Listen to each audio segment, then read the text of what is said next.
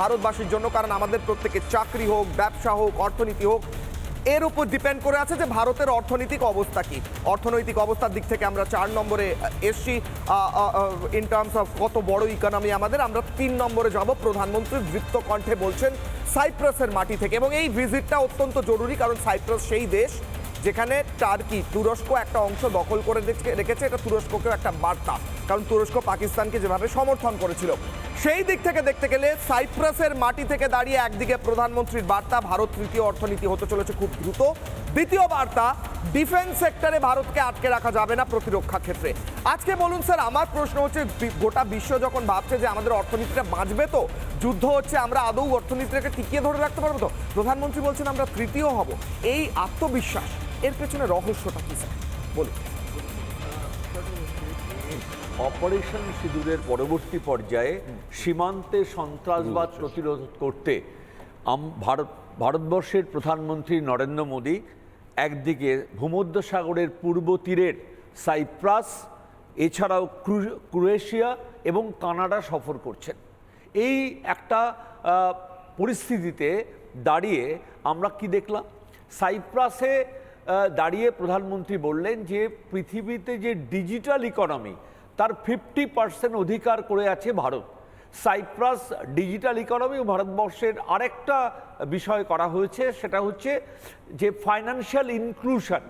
একদিকে digital economy, আরেকদিকে financial inclusion, এবং একই সঙ্গে ভারতবর্ষ চতুর্থ স্থানে উঠে এসছে এবং জাপানকে পেছনে ফেলে, এবং অনতিবিলম্বে আমরা মনে করি 2028-এর মধ্যে ভারতবর্ষ তৃতীয় স্থানে চলে যাবে বিশ্ব অর্থনীতিতে। এটা যেমন একটা দিক। অন্যদিকে শুধুমাত্র এটা নয়, আমরা যখন ডিজিটালাইজেশন হয়েছিল এবং নোটবন্দি হয়েছিল, তখন এই সাইপ্রাস নামক দেশটার নাম উঠে এসেছিল, বিকজ এটা হচ্ছে একটা tax haven country. Tax haven country হওয়াতে এফডিআই যে ইনভেস্টমেন্টটা, সেই এফডিআই ইনভেস্টমেন্টটা সাইপ্রাস থেকে যতটা আসে ততটা আসতো না জাপান, জার্মানি, ইউকে থেকে। ফলে সেই সময় আমরা সাইপ্রাসের, আজকে আমরা দেখলাম যে অসামরিক সর্বোচ্চ যে সম্মান, সেই সম্মান প্রধানমন্ত্রীকে দেওয়া হচ্ছে।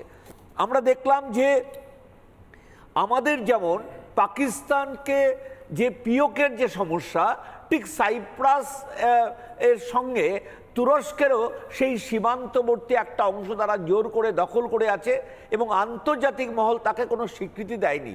শুধু তাই নয়, যে আমরা ইউএনওতে আমাদের যে অংশগ্রহণের ক্ষেত্রে সাইপ্রাস তার নিরন্তর সাপোর্ট তাদের দিয়েছে, এটাও একটা সাইপ্রাসের বড় বিষয়।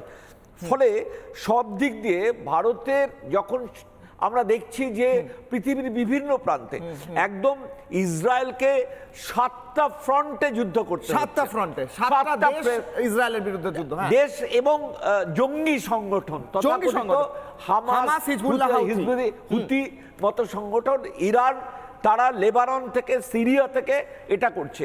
এবং আশ্চর্যজনক যে সিরিয়া, এই যে অঞ্চলটা, এই অঞ্চলটায় কিন্তু আরও একটা দেশের ইমার্জ হওয়ার সম্ভাবনা, তার নাম হচ্ছে কার্তিকস্তান। সেই ভারতবর্ষে যারা মনে করে, তারা পূজা অর্চনা করে, সনাতনী প্রথা মানে, এবং তারা মনে করে তাদের পূর্বপুরুষ ভারতীয়, তারা কিন্তু একটা লড়াই দিচ্ছে। ফলে সব দিক দিয়ে দাঁড়িয়ে 23 বছর পরে, অটল বিহারী বাজপেয়ীর পরে নরেন্দ্র মোদী প্রধানমন্ত্রী, তিনি সাইপ্রাস সফরে গেছেন। ফলে যখন সারা পৃথিবীতে যুদ্ধের আবহাওয়া, যখন একদিকে রাশিয়ার সঙ্গে ইউক্রেনের যুদ্ধ হচ্ছে, যখন ইসরায়েলের সঙ্গে শুধুমাত্র ইরানের নয়, আরো ভারতে কোনো আঁচ পড়বে না, আমরা চতুর্থ থেকে তো পঞ্চমেও নেমে যেতে পারি যুদ্ধের আবহে, কিন্তু আমরা তৃতীয় হব। প্রধানমন্ত্রীর আত্মবিশ্বাস একদম, কারণ আমাদের অর্থনীতির যে গ্রোথ রেট, সেটা হচ্ছে 6.8%, সবচেয়ে বেশি। যে অন্যান্য দেশগুলো, চীন যারা দ্বিতীয় স্থানে আছে, বা আমেরিকা 3.2, 2.3, এইরকম হচ্ছে গ্রোথ রেট। ফলে আমাদের ফাস্টার গ্রোথ রেট উইথ দ্য, আমাদের যে 4 ট্রিলিয়ন অলরেডি আমরা ক্রস করে গেছি, যে $4.18 ট্রিলিয়ন, এটা আমরা ক্রস করে গেছি, এবং শুধু এই প্যারামিটারে নয়, আরো অন্যান্য প্যারামিটার সামরিক দিক দিয়ে আমরা পৃথিবীর চতুর্থ, ঠিক। আমরা সেই জায়গায় আমরা রোডওয়েজে সেখানে দ্বিতীয়, রেলওয়েজে তৃতীয়। সমস্ত ক্ষেত্রে ভারতবর্ষের যে অগ্রগতি, সে অপ্রতিরোধ্য অগ্রগতি। এবং আমাদের ডিপ্লোম্যাসি আমরা সামরিকভাবে এত শক্তিশালী যে পাকিস্তান, এমনকি চায়না এবং আমেরিকা, তার দৃষ্টিভঙ্গিটাও পরিবর্তিত হচ্ছে। আগের মতো সেই এনিমিটিটা কিন্তু অনেকটাই নিউট্রালাইজ হয়েছে। কিন্তু নানা ধরনের কন্টেন্ট দেখার জন্য লাইক করুন, শেয়ার করুন আমাদের ফেসবুক পেজ, সাবস্ক্রাইব করুন আমাদের ইউটিউব চ্যানেল। পাশাপাশি অন্যান্য ব্রেকিং নিউজের জন্য অবশ্যই চোখ রাখুন রিপাবলিক বাংলায়।